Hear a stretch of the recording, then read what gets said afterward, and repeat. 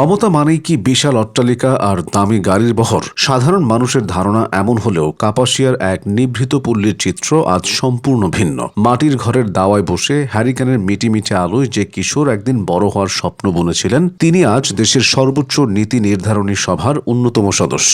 আমরা বলছি গাজীপুর ৪ আসন তথা কাপাসিয়ার তরুণ সংসদ সদস্য সালাউদ্দিন আইয়ুবীর কথা। একজন এমপির বাড়ি বললে আমাদের চোখের সামনে ভেসে ওঠে বিলাসিতার রাজপ্রাসাদ, কিন্তু সালাউদ্দিন আইয়ুবীর ক্ষেত্রে দৃশ্যপট একদম উল্টো। তার বসতভিটায় গেলে দেখা যায় অতি সাধারণ এক মাটির ঘর, যেখানে নেই কোনো চাকচিক্য বা আভিজাত্যের ছাপ। কে বলবে এটি একজন সংসদ সদস্যের বাড়ি? কাপাসিয়ার ৮২ গ্রামের ধুলোবালি মেখেই বেড়ে উঠেছেন এই মানুষটি। এই মাটির ঘরের প্রতি তার অন্যরকম এক মায়া, ভালোবাসা আর গভীর স্মৃতি মিশে আছে। এটি কেবল একটি ঘর নয়, বরং বংশ পরম্পরায় চলে আসা তাদের এক পারিবারিক ঐতিহ্য।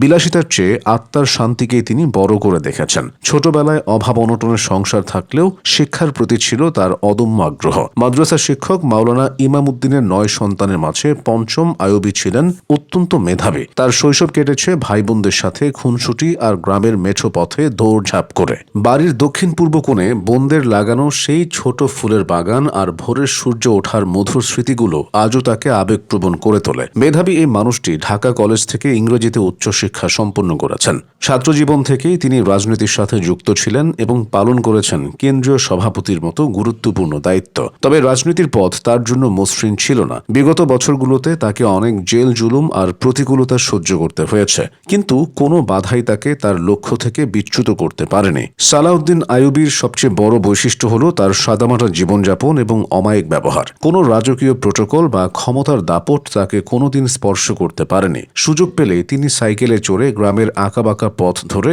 সাধারণ মানুষের দুয়ারে ছুটে যান। তার এই সহজলভ্যতা আর মাটির কাছাকাছি থাকাই তাকে সাধারণ মানুষের কাছে অত্যন্ত জনপ্রিয় করে তুলেছে।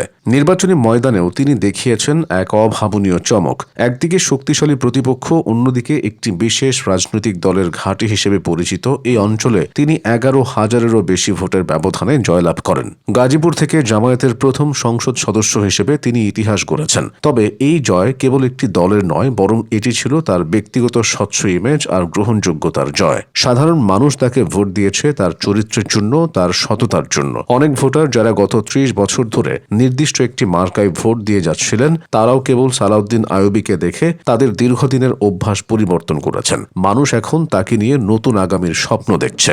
সালাউদ্দিন আইয়ুবী এখন কাপাসিয়ার গণমানুষের আস্থার প্রতীক। তিনি কোনো বিশেষ গোষ্ঠীর প্রতিনিধি হয়ে নয়, বরং এলাকার ঘরের ছেলে হয়ে সবার সেবা করতে চান। তার লক্ষ্য হল বৈষম্যহীন এক নতুন কাপাসিয়া গড়ে তোলা, যেখানে দল মত নির্বিশেষে সবাই সমান অধিকার পাবে। যে মানুষটি মাটির ঘরের স্মৃতি বুকে নিয়ে বড় হয়েছেন, তিনি জানেন সাধারণ মানুষের দুঃখ কোথায়। ক্ষমতার উচ্চাসনে বসেও যিনি নিজেকে সাধারণ মানুষ হিসেবে ভাবেন, তাকে নিয়েই এখন বুক বাঁধছেন কাপাসিয়াবাসী। তিনি কেবল একজন জনপ্রতিনিধি নন, তিনি এই মাটির সন্তান, যিনি আমৃত্যু মানুষের সেবাতে নিজেকে বিলিয়ে দিতে চান।